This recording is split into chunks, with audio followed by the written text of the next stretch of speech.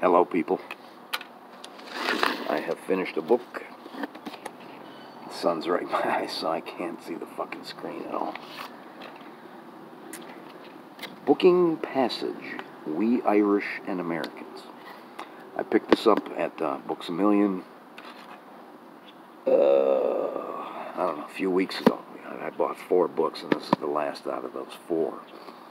And I thought, oh, okay, good. It's going to give me good Irish history, which, I'm lacking. But it really wasn't much Irish history. It was more a personal story of this guy and his ancestors. He's a guy that, second generation American, but he has gone back to Ireland, met his relatives. They even ended up, he inherited a house there, a hovel with a thatched roof and everything. But it wasn't a bad book. It was pretty interesting. There was some funny parts.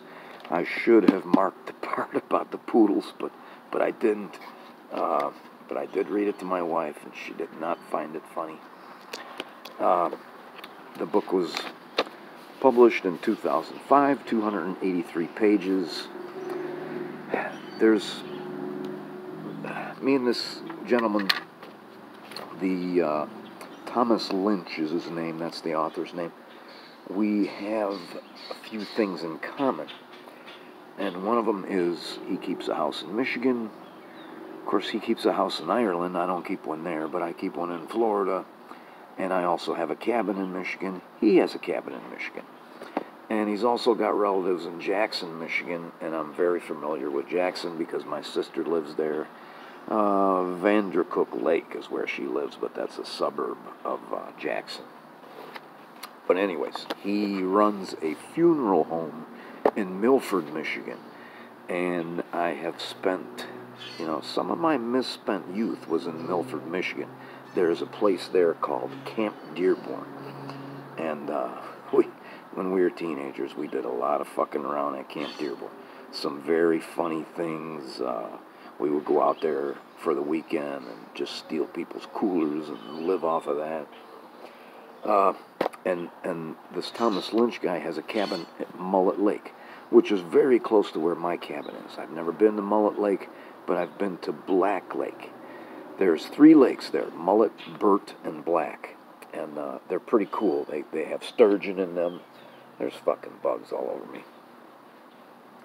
He also listens to the Writer's Almanac every morning, and I do the same thing. Second and third paragraph, page 131.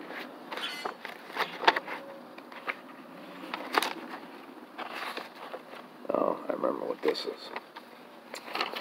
In 1993, this is a little bit of Irish history. There's a lot of religious writing in the book. He's a Catholic, and it sounds like he's a fairly serious Catholic. But he goes into a little bit of some of the woes that the Catholic priests have had. And even before that, in 1993, when the Sisters of Our Lady of Charity sold their property holdings in North Dublin to a developer, they had to apply to the health board for permission to disinter 133 bodies buried in unmarked graves on the convent grounds. When the firm of Dublin undertakers hired to do the job began, they found, alas, 155 sets of remains. Further research showed that fewer than half of these deaths had ever been recorded with a death certificate. No names, no dates, no records kept. Only the bones of the anonymous dead buried on the North Dublin convent grounds.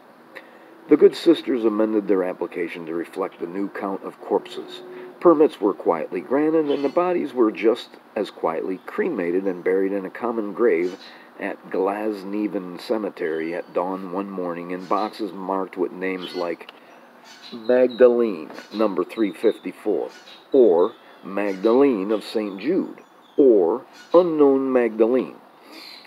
These were among the first layers unearthed in the sad story of the Magdalene laundries in Ireland, an institutional witness to the Church's culture of shame and control over the unpredictable powers of female sexuality and the systemic misogyny of Irish society.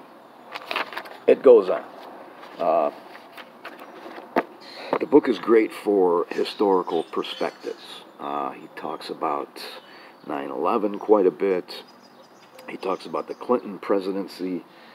And, you know, I lived through the Clinton presidency, but I guess I didn't realize that old Bill was so instrumental in getting the tenuous peace going in Northern Ireland. The Irish really like Bill Clinton. And then there's just, this is my last note, there's a quote in here that it says, "Those to whom evil is done do evil in return." And that quote is in the book twice. The first time is in regards to 9/11. It was a pretty good book. I thought I had better do my book report because I'm deep into another book already. Thank you for watching.